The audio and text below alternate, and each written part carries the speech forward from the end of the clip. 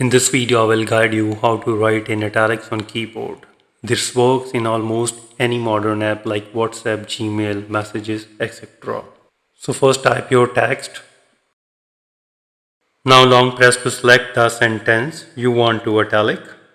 A small menu will pop up like copy, paste, etc. Now tap on three dots and tap on the italic.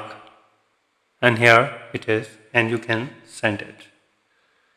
There is another pro way. If you are in app like WhatsApp, then type the desired text and now put an underscore on both sides of the word.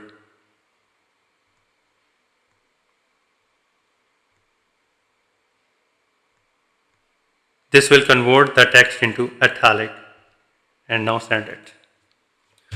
So this way you can easily write in italics on keyboard. If you think this video is helpful, please support my channel. Thanks for watching.